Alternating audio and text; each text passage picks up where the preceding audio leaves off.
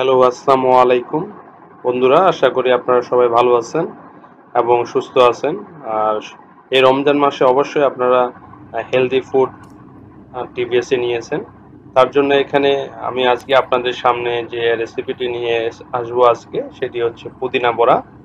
আসলে আমি অনেক আগে আমার চ্যানেলে একটি পুদিনা বড়া ভিডিও দিয়েছিলাম। দেখি ইদানিং ওই ভিডিওটি বেশ ভিউ হচ্ছে। তো আগে তেমন একটা ভালো করে দিতে পারিনি, তো আজকে অবশ্যই একটু চেষ্টা করছি ভালো করে দেওয়ার জন্য। আর এটা তৈরি করতে তেমন কোনো একটা ঝামেলার প্রয়োজন পড়ে না, অল্প কয়েকটি উপকরণ দিয়ে সুন্দর একটি রেসিপি। বিকালের নাস্তা সস দিয়ে খেতে অনেক মজা। আর আপনারা এখন ইফতারিতে এটি ইউজ করতে পারেন অনায়াসেই, কারণ আপনারা সবাই পেঁয়াজি এবং বেগুনি খেয়ে থাকেন। তো একটি ভিন্নতা স্বাদ নিয়ে আসবে আপনাদের। আর আপনারা অবশ্যই সঙ্গে থাকবেন, সম্পূর্ণ ভিডিওটা দেখবেন। আর ভালো লেগে থাকলে শেয়ার এবং সাবস্ক্রাইব করবেন। তো বন্ধুরা, যারা এখনো সাবস্ক্রাইব করেন চ্যানেলটিকে, আপনারা সাবস্ক্রাইব করে নেবেন এবং পাশে থাকা বেল বাটনটি ক্লিক করে সঙ্গে থাকবেন।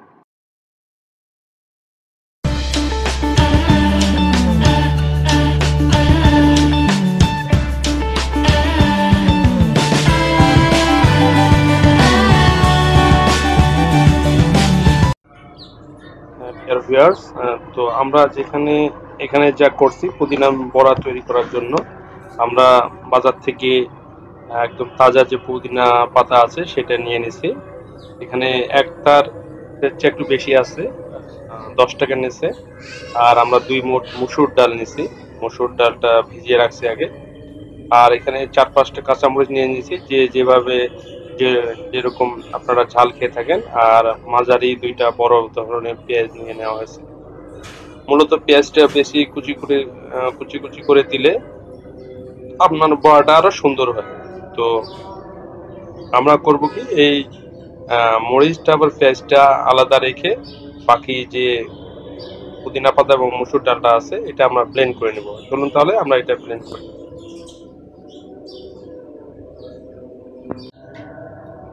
তো বন্ধুরা, আমরা ব্লেন্ডারে নিয়ে নিব এটাকে মিক্স করার জন্য। আর যেহেতু এটা একটু হালকা শুকনা আছে বা পুদিনা পাতাগুলা, সেহেতু এটাকে মিক্স করতে একটু অসুবিধা হবে। তো আপনারা একটু হালকা পানি দিয়ে নেবেন।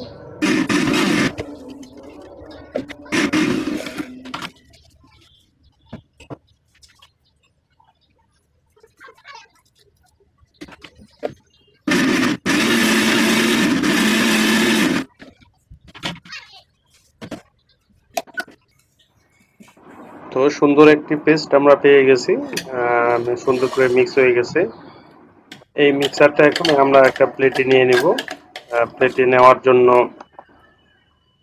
নেওয়ার পর এটাতে পেঁয়াজ কুচি এবং মরিচ কুচি দিব। আর বাড়তি আপনার টেস্টের জন্য যে কোনো ধরনের মশলা বা পাঁচফোড়ন ইউজ করতে পারেন, জিরা গুঁড়া।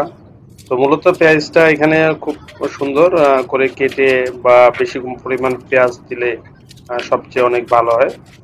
তো আমরা পেঁয়াজটা কেটে নিয়ে সেটা দিব।